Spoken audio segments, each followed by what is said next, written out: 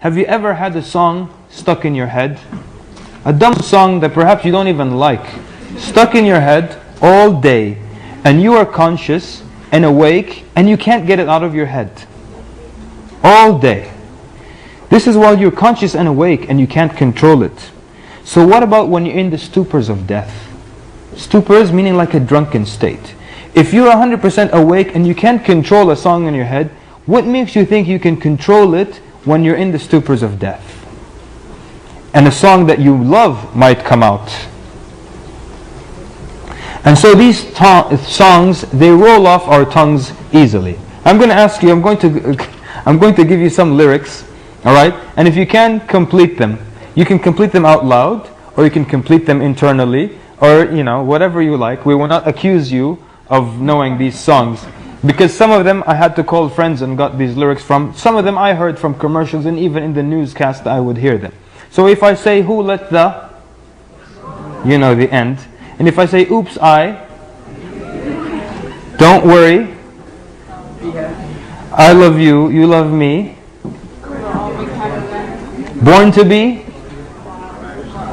you gotta fight for your right to, so embarrassing.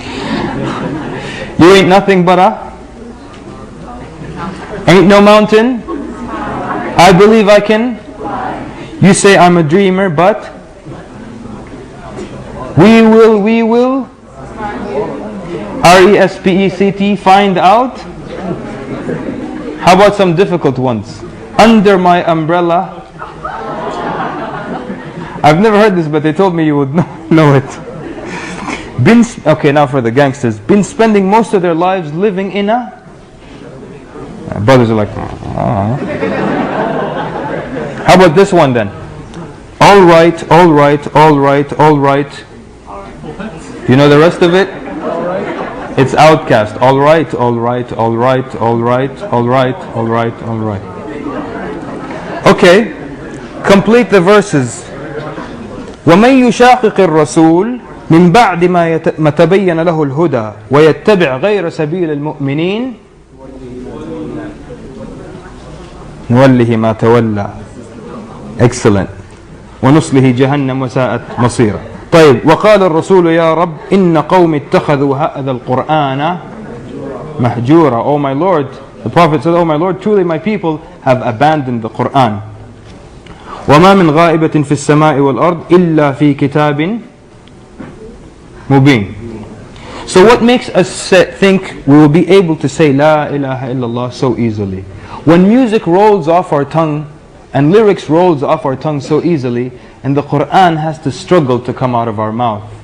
There's a doctor, and he is a righteous man, inshallah, we don't overpraise him. He said in his career in a Muslim land, 36 people died in front of him.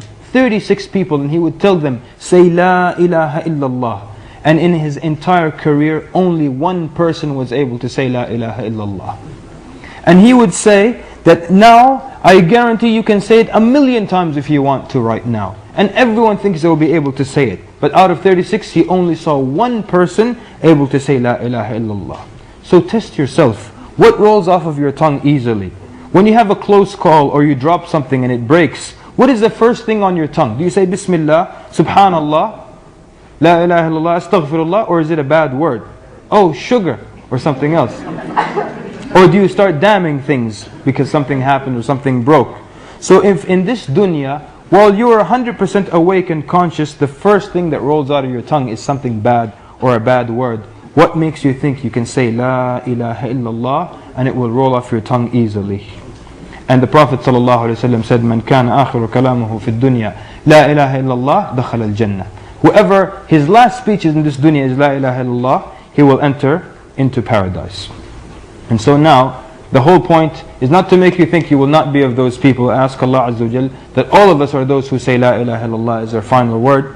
But the point is to make us afraid of our bad deeds. What is the message that the writers of musical lyrics are trying to get across to you? What are they writing about? And who writes these words? Are they scholars, upstanding individuals, righteous men and women? You look at heavy metal, it's usually sex, drugs, devils and killing yourself. and I know I'm generalizing. Rap, it's sex, drugs, murder, garden tools, and how many garden tools that you have. You understand? Degrading women, talking about, pimping and things that are so embarrassing to mention. Blues, it's about hard times, broken hearts, and being broke yourself. Country music, my truck broke down, my dog ran away, and I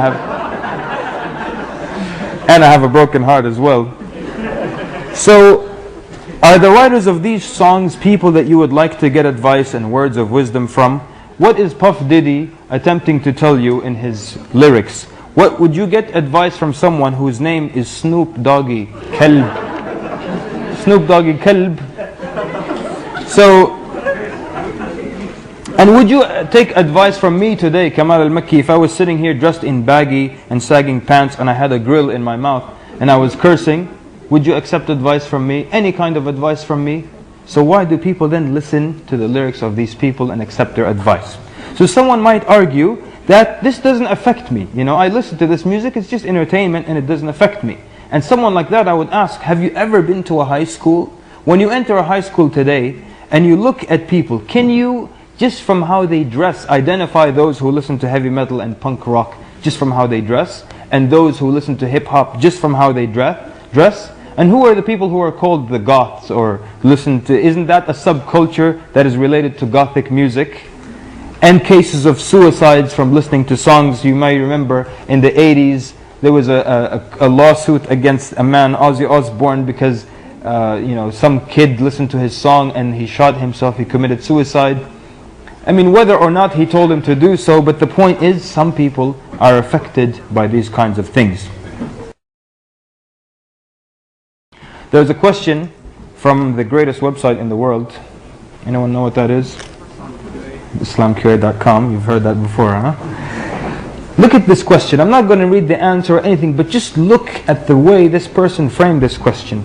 He said, I'm a person who believes in the existence of Allah. No matter how far I stray from Allah, I turn back to Him with humbleness. But I listen to classical music, and I think that it is the best thing in my life.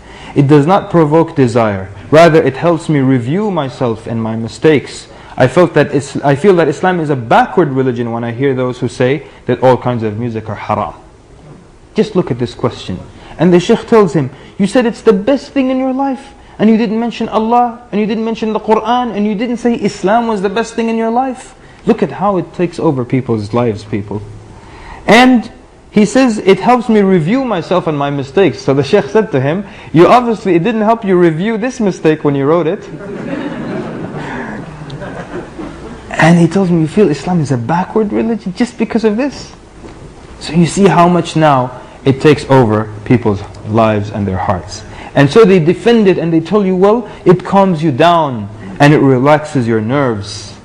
So which calms you down and relaxes your nerves? That, or when you have a calamity, you listen to a music, or you run and you rush to Allah Azza wa Jal and you beg and you cry to Allah subhanahu wa ta'ala. Didn't Allah subhanahu wa ta'ala say in the Qur'an, الَّذِينَ آمَنُوا وَتَطْمَئِنُّ قُلُوبُهُم بِذِكْرِ اللَّهِ أَلَا بِذِكْرِ اللَّهِ تَطْمَئِنُّ الْقُلُوبِ.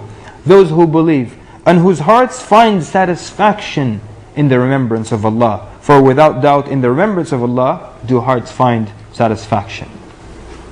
And as some scholars argue, if music really made you, a more refined person and more gentle and calms your nerves and so on and so forth, if it did soften the hearts, then the hearts of the musicians would be the best of hearts and their attitude and behavior would be the best.